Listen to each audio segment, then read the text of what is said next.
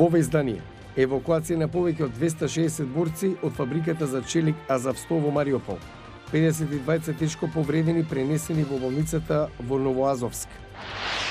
Безбедносната динамика во Европа причина за заложбата на Финска и Шведска за брзо членство во НАТО. Неопходност од колективна самоодбрана. Стокхолм и Хелсинки на прагот пред НАТО. Буквата З главна алатка за пропагандата на Кремљ во војната против Украина. За многумина З стана символ на трагедии и војни измосторства. Ќе ви кажем, останете со нас. Добро вечер, ова е ТВ журналот Newsflash на гласот на Америка на македонски, јас сум Јане Бојаджиевски. Украинската војска измината ноќ интензивно работеше на евакуација на преостанатите борци од фабриката за челик Азовстал во Мариупол, каде тримесечното руско бомбардирање го остави опколениот пристанишен град во урнатини. Еве ги деталите од теренот. Украинските власти соопштија дека повеќе од 260 борци биле евакуирани. 53 тешко повредени се пренесени во болницата во Новоазовск, источно Мариупол. Новоазовск е под контрола на руски војници и сепаратисти поддржани од Русија. Други 211 борци биле префрлени во градот Олиневка, област која исто така е контролирана од сепаратистите поддржани од Москва и ќе бидат предмет на потенцијална размена на затвореници. За време на неговото ноќно видеообраќање до нацијата, украинскиот претседател се осврна за евакуацијата на војници од Мариупол.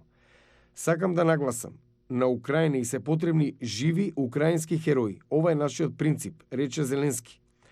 Во Вашингтон, висок американски функционер од одбраната изјави дека има информации за ужасна артилериска борба во Донецк.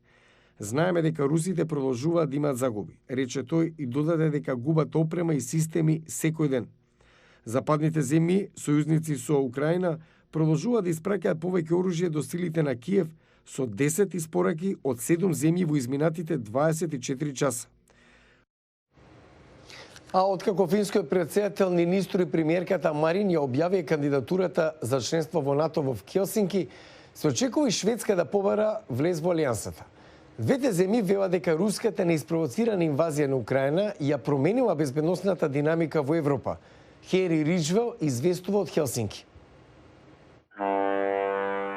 Со децении, дури и во екот на студената војна, Финска заговараше внимателен курс на неутралност додека НАТО и Русија се надпреваруваа за превласт во Европа. Но плимата се сврте за неколку месеци. Финска е на работ да влезе во НАТО. Јасно е дека се промени откако Русија ја започна војната во Украина. Сега треба да носиме собствени одлуки според националниот интерес. Кој е најдобриот начин да се обезбеди безбедност за финците и Финска? Ние сме дел од Западот. Членството во НАТО е еден вид финализирање на нашата западна интеграција. Јавното мислење се промени по руската инвазија на Украина кон крајот на минатата година, кога 1/4 од финското население го поддржа влезот во НАТО. Последната анкета покажува дека денес дури 76% сега се за влез во алијансата. Не можеме да живееме со таков непредвидлив сосед на начинот на кој живеевме порано. НАТО е единствената опција за безбедносно решение. Ако ги погледнете географските факти, ние сме единствената европска соседна земја на Русија која не е членка на НАТО, која досега не била нападната. Мислам дека тоа прилично ја кажува причината зошто треба да се приклучиме. Не и верувам толку на Русија. Финска размислува за заедничка апликација за членство во НАТО со Шведска, која досега исто така одржуваше неврзан статус. Алијансата јасно стави до знаење дека Финска и Шведска ќе бидат топло добредојдени како членки, веројатно во следните неколку месеци. И двете се членки на Европската Унија. Нивните сили редовно учествуваат во воените вежби на НАТО и се вешти во арктичкото војување. Тие значително ќе ги зајакнат капацитетите на Алијансата на Балтикот и Северна Европа, каде што Русија има огромно воено присуство. Тоа би била значителна група на нордиски нации во алијансата во иднина. И ова има значење. Втора работа е воените способности и знаењето. Мислам дека имаме модерна, способна одбранбена сила што ја градевме низ годините. Русија се закани, како што го нарекува, воениот технички одговор доколку Финска и Шведска се приклучат на НАТО, вклучително и распоредување на нуклеарно оружје во руската енклава Калининград. Но таквите нуклеарни закани можеби ќе дадат контраефект. It is speaking out this Тоа threat. говори за оваа закана на начин што навистина не ја видовме за време на студената војна, што предизвикува одредена загриженост. И една од отворените причини за финската политичка елита да каже дека одбраната на Финска можеби е силна, но ние никогаш нема да бидеме во можност да изградиме робусно нуклеарно одвраќање. Пред неговата инвазија на Украина, рускиот председател Владимир Путин побара НАТО да ги повлече своите сили во Источна Европа. Наместо тоа се чини дека алијансата ќе прими нови членови. To now have Тоа што сега радикално се промени е размислувањето за безбедносната и одбранбена политика на овие две земји за неколку месеци и секако мора да се гледа како уште еден стратешки неуспех на Путин.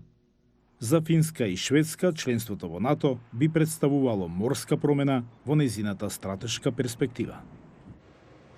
А за крај на News Flash, откако почна инвазијата на Украина, буквата З беше користена од Русија како начин да се идентификуваат нејзините војни возила во Украина.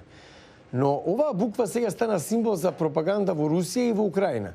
Руската редакција на Гласот на Америка работеше на овој извештај.